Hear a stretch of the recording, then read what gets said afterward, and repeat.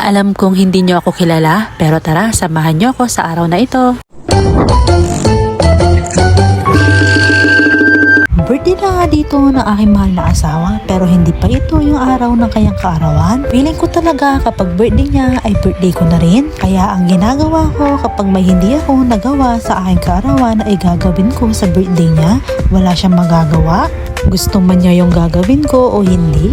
Pero alam ko, kahit di niya sinasabi ay gusto niya rin yun. Bali, papunta nga po pala tayo sa may San Fernando. Makikita niyo po yung mga makukulay na mga paro dyan or mga pailaw po sa Pasko. Sa may SM Pampanga nga po pala tayo pupunta at may bibilhin tayo doon. Tiyak na magugustuhan ito na aking mahal na asawa. Alam niyo po ba kung saan papunta yung aking mahal na asawa dyan? Nandito nga po pala tayo sa may Xiaomi. Xiaomi, baka naman.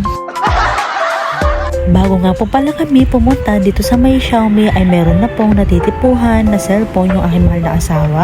Ayun nga po yung Redmi Turbo 4. Mga person ko, may maririnig nga po pala kayong tilaok ng manok dito at saka aw-aw ng aso ha.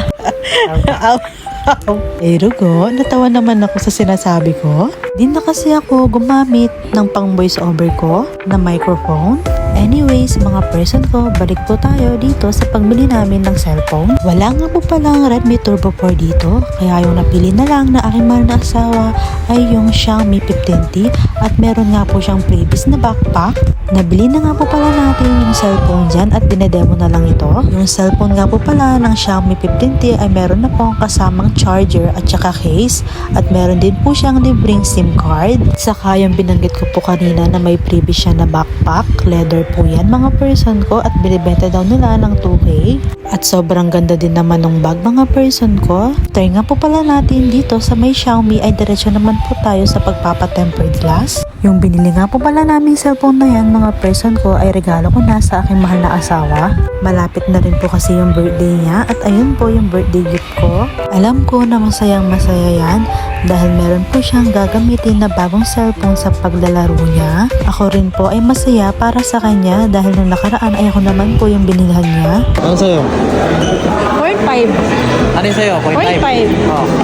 Sino mo? 0.6.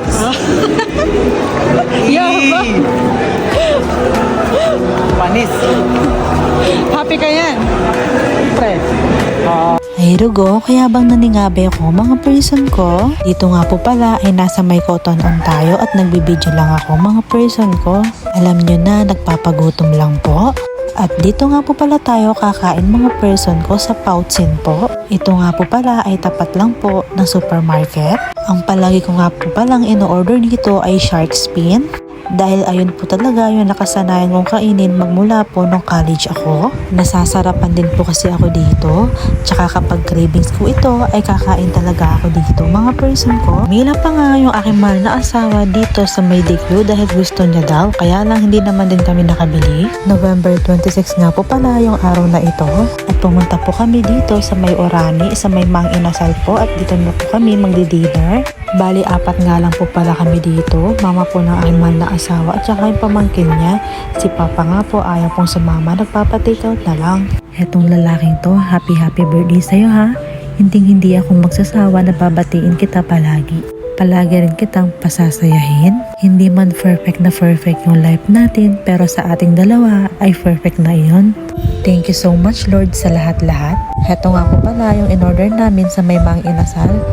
Tinry nga po pala namin yung bundle fiesta nila. You must try this mga person ko dahil napakasarap ng timpla nila sa kanin. At saka syempre yung chicken nila at saka yung barbecue. Order na nga rin po pala tayo ng halo-halo at saka palabok. Sobrang busog nga po namin dito. Teto na nga po yung araw na birthday na po ng aking mahal na asawa at ihahatid niya ako sa trabaho. Bali siya po ay hindi na po siya pumasok.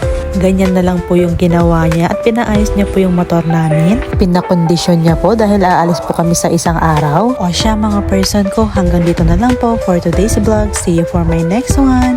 Happy birthday sa aking mahal na asawa.